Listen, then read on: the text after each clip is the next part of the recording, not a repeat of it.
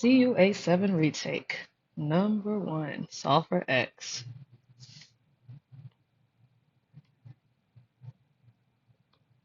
First, we're going to distribute.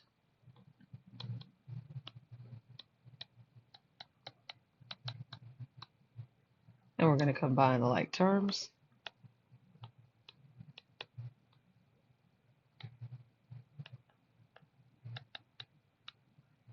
And then I'm going to add 26 to both sides. That'll leave me with 23x equals 46. And then I'll divide both sides by 23, leaving us with x equals 2. Try number 2 on your own. Number 3. A function is shown below. What's the value of G13? Oh, sorry, G of 13. G of 13 is going to equal negative 1/2 times 10 minus 2 times 13 squared. So basically, you just plug in a 13 where the x was. And now we're just going to evaluate.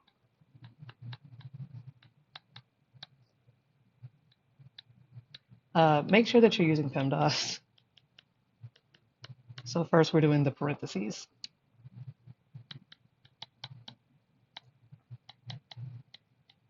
All right, parentheses are done. Now we're going to do the exponent.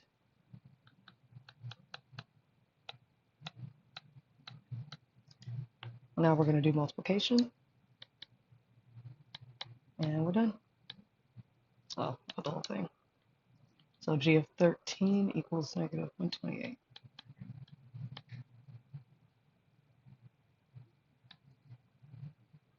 Now you try. Number 5, a set of numbers is shown. Place the numbers in order from least to greatest. So first, I'm going to change this one to a decimal by dividing. So you just do 23 divided by 4. This one as a decimal is going to be 5.29. This one as a decimal is going to be 0.053. 2.25 to the second power is 5.06. And this one's already in decimal form. Now I'm going to put these from least to greatest. So the least would be the most negative one. So that one will be first. No, I'll just cross it out. Then the next negative. All right, now that we're in the positive numbers, we're going to look for the smallest positive number. The next smallest positive number. And the biggest positive number. Notice how I end up using the original versions of the numbers, not the decimal forms. Try number 6. Number 7, which quadratic equation below has a solution set of 8, negative 8? So I'm going to go through each of these and figure out which one works. X squared plus 64 equals 0. So the first thing we need to do is get the 64 to the other side of the equal sign. So that's going to be x squared equals negative 64.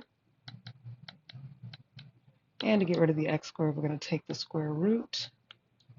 So that'll be x equals, well, the square root of a negative is going to be imaginary. Technically, it'll be plus or minus 8i. But regardless, that's not what we need. So, nope. Let's try B.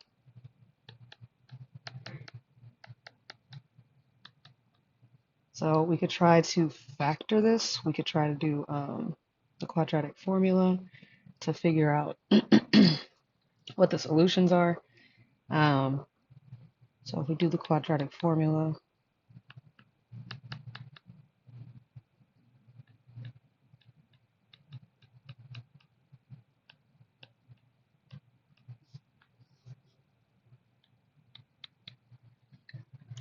and let me just work that out real quick.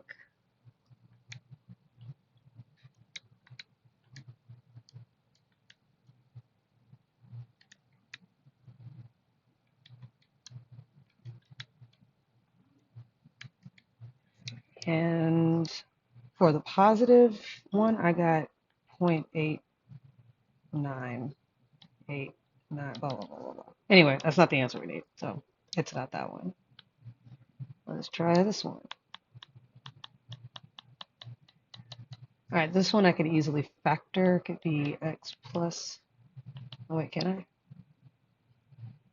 Oh no, can't factor this one. Never mind. So we could try to use the quadratic formula again.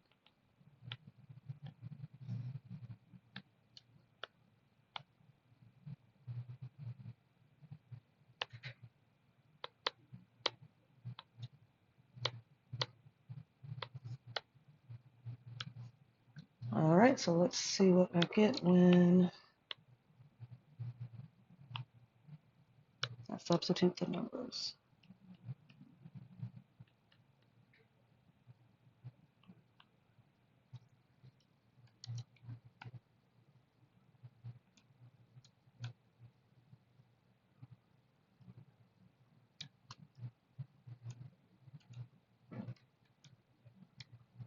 So this time, when I did the positive or when I did plus, I got 4.23. So again, that's not what we need. Let's try D. Hopefully this is the one. So if we add 64 to both sides, we get x squared equals 64. And then if we take the square root of both sides, we get x equals plus or minus 8. And that's what we needed right there. All right, go ahead and try number 8. Number 9. Nicole has 6 gallons of tea for a party. She will serve tea in pint-sized glasses. How many pints of tea does she have for the party? All right, so 1 gallon,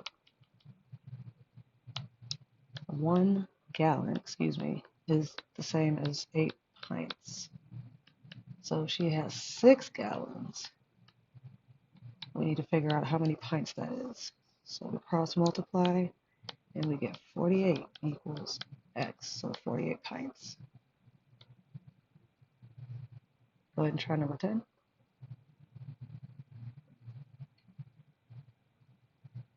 Number 11, the list shows the number of palm trees sold every year by a local nursery for a 9-year period. What's the range of the numbers listed above? Range is going to be greatest minus least. So if we look at our list here, it looks like this would be the least, and I think this is the greatest.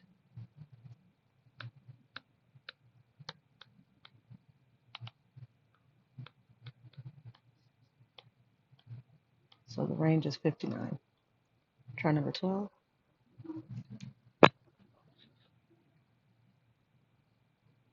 Number 13. Given the triangle below, calculate the length of the side labeled with X. So I'm going to use 2 different methods for this. We're going to use the 30, 60, 90 method, special right triangles rules, which states that the long leg equals square root of 3 times the short leg. So basically, that's going to be square root of 3 times, well, let's see, this is the long leg, this is the short leg, this is the hypotenuse, and so we just multiply by the short leg, which was 5. So that's going to be 5 square root of 3. If you cannot remember that, you're going to have to use trig, sine, cosine, and tangent, SOHCAHTOA. So pick an angle, decide what angle you're going to use. You cannot use the 90-degree angle. And then from there, the angle that's on the opposite side, the side that's opposite that one is going to be called the opposite side. And the side next to it is the adjacent side. And this, of course, is still the hypotenuse. So if we look, we have an x for opposite, we have a 5 for adjacent, but there's nothing for hypotenuse. So that means we will not be using either of those because they both require the hypotenuse. Instead, we're going to use tangent. So tangent of the angle 60 equals opposite, always for opposite, over adjacent. A is for adjacent, and we're going to solve that equation. So to get rid of a fraction, you always multiply both sides by the denominator.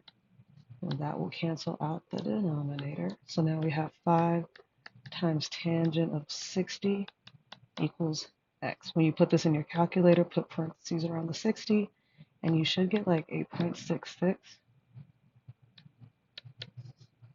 There you go. Oh, which, by the way, this equals 8.66.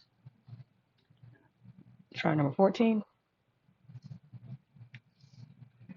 15. A rectangular door frame measures 80 by 36 inches. What measurement is closest to the length of the diagonal of this door frame in inches? So we have a door frame, and it's 80 by 36. And we need to find the diagonal. So this is a right triangle. That would be C. We could call that A, and we could call that B.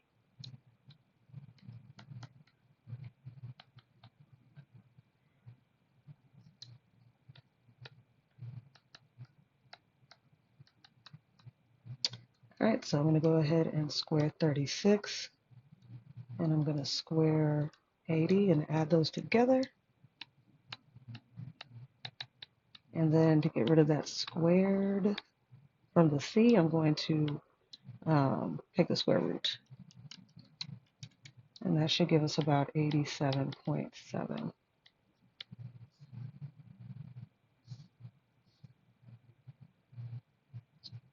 Go ahead and try number 16.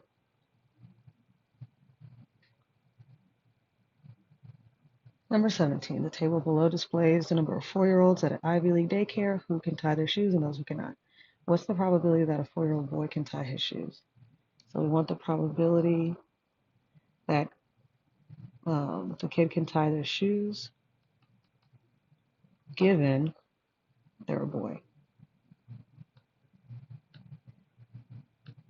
So whenever you have a situation like this, you want to put at the top boys that can tie their shoes, like, the thing that is common for both,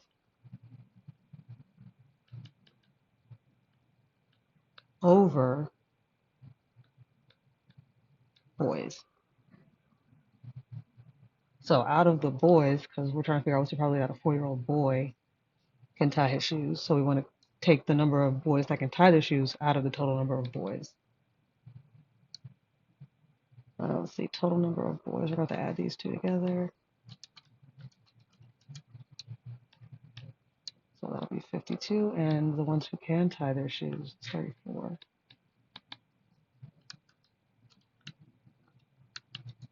So that's going to be a decimal of about 0.65, which is about 65%.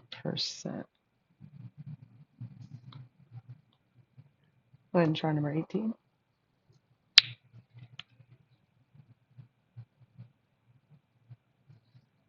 Number 19, use the given formulas to solve. Determine the radius and surface area of a sphere with a volume of 288 pi cubic meters. So volume equals 4/3 pi r cubed. We know that the volume is 288 pi.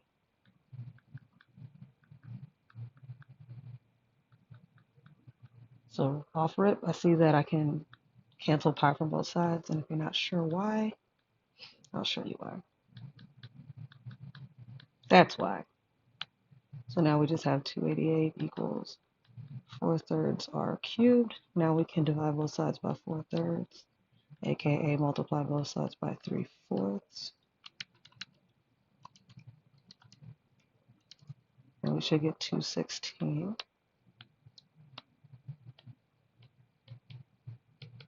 And then equals r cubed. And to get rid of that cubed, we have to do the cube root.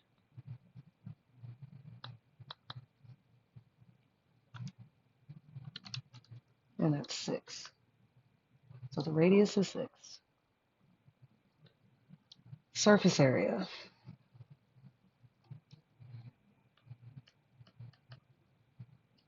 Four pi r squared. And we're going to plug in the radius.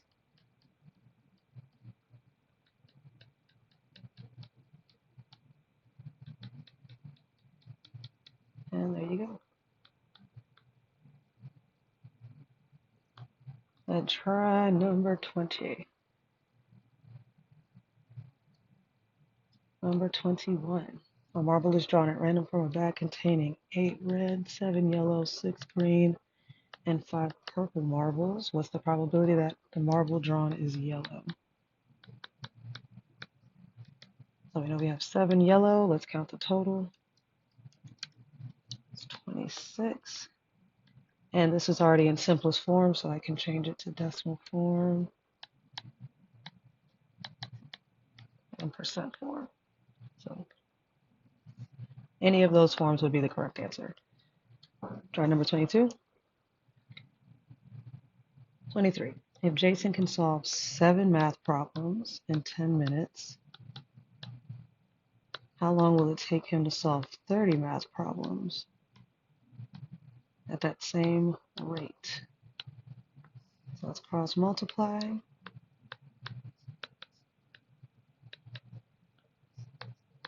And then divide both sides by 7.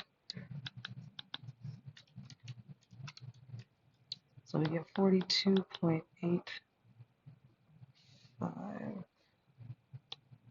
which is about 43 problems.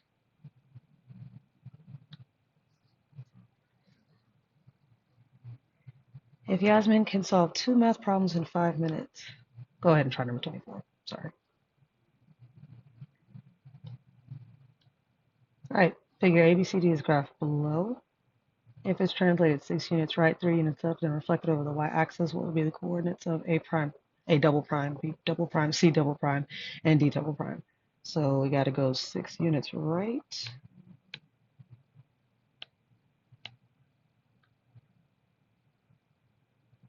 And 3 units up. We're going to repeat those same steps. So that would be B prime. So I'll repeat those same steps for C, A, and B.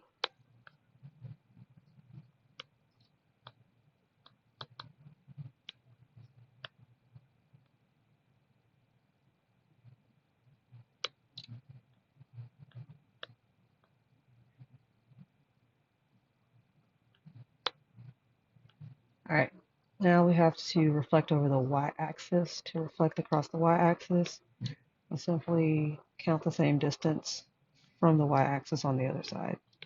So A is 2 from the y-axis, so we're going to go 2 on the other side.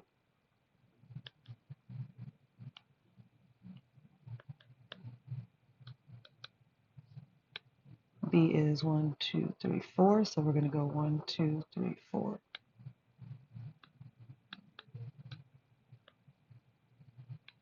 C is 1, 2, 3, so we're going to go 1, 2, 3.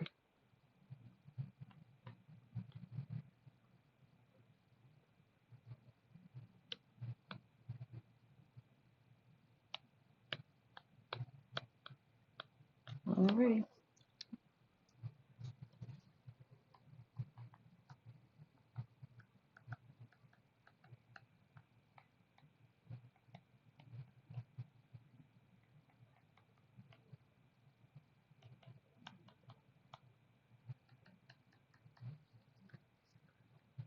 Go ahead and try number 26.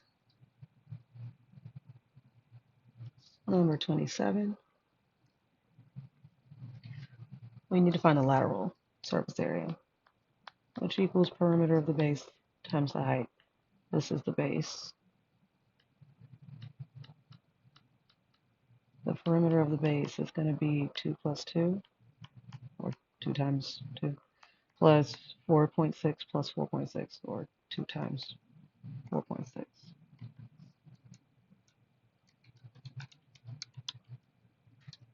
So we get 13.2. And then the height is going to be the distance from base to base.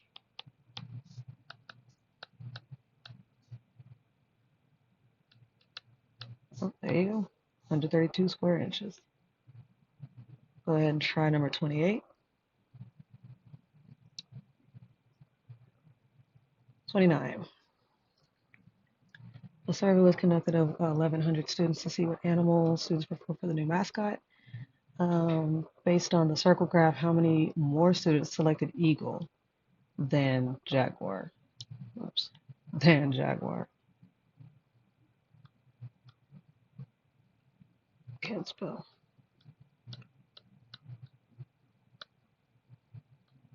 All right, so for eagle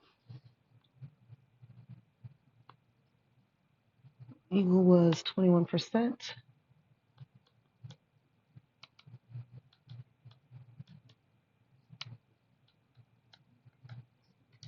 I multiply that, we get 231. Jaguar was 9%. Multiply that by 1,100, we get 99. And we have to subtract, and we get 132.